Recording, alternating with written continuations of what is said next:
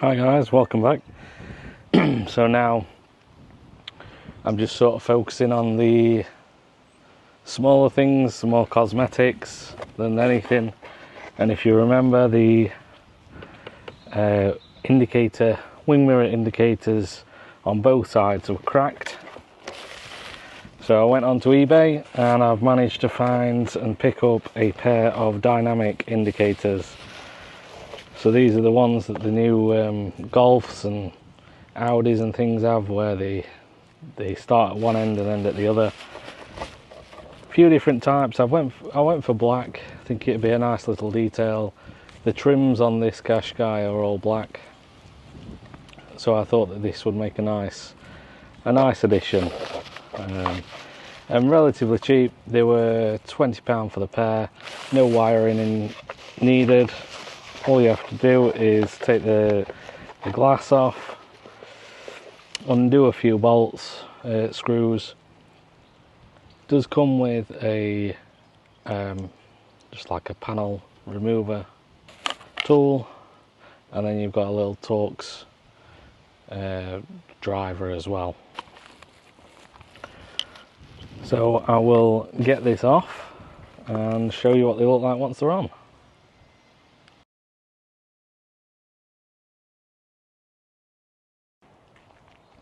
So guys, as you might have seen, I don't know whether the time lapse worked okay. Remove the mirror. There's just two clips holding them on at each side. Then you've got access to the motor. There's just 3 Torx screws holding them in. They go through there. Each of them 3.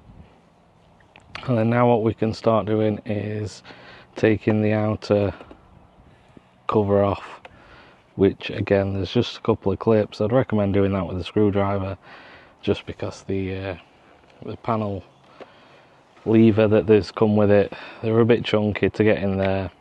So yeah, we'll get a screwdriver in there, take this outer cover off, and then that will give us access to the indicator covers themselves.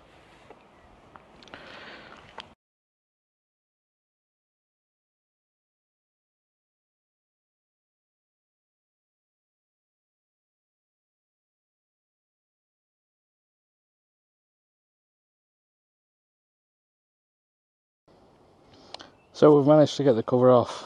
It was pretty horrible, to be fair, lots of creaking and cracking, but it's off, and so far we've not snapped anything. As soon as I took the cover off, there was a bit of plastic that came off. Obviously that was already snapped. You can see a bit of yellow paint on there, so that's another reason for removing it, changing it up. So once you've got to this stage, that's the power inlet. There's like a rubber nubbin on there. That should just wiggle out. If not, get your screwdriver in there. And then that leads us to these 2 Torx bolts. So there's that one there near the top, and then there's that one there. So there's just them 2 to unscrew. The reason that you know it's them 2 to unscrew is because on the replacements, that's where those 2 are. That's the wrong side. So forget the light for light part. But that one there and that one there, which fit straight on. So I will get these 2 screws off, plug it in, just that connector there. There's only 2 prongs, should be a like for like, and then it's on. What I will do though is, once I've got this electrical connection off, I will plug it in and just try it before I end up fitting it all back together. because I have had parts in the past where they've come straight from the factory faulty, and I don't really want to do all this again for a faulty part.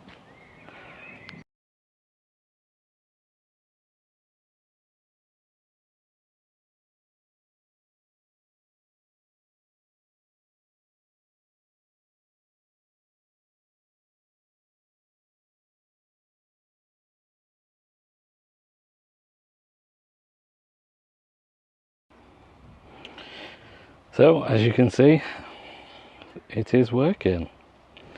The old one's underneath. Just take you around the other side and you can see they're not very bright at all. Obviously there's a light up there that is meant to sort of illuminate all the lot, and then there's a small one on the end. So this was the main one that I wanted to replace.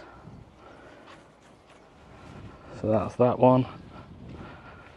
I'll come around to this side and you can see it a lot better even in the daylight. So reverse the process now, get this old one off, get the new one on, put the mirror back together, and then do the same on the other side.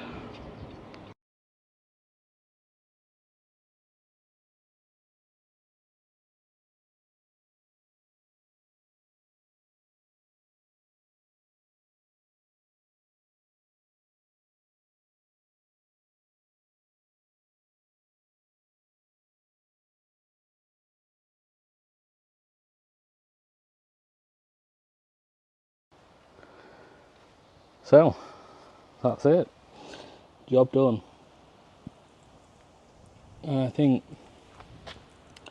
you'll agree in saying that it does look a lot better. Looks nice from the side profile, you can see it clearly, and most of all, it ain't broken.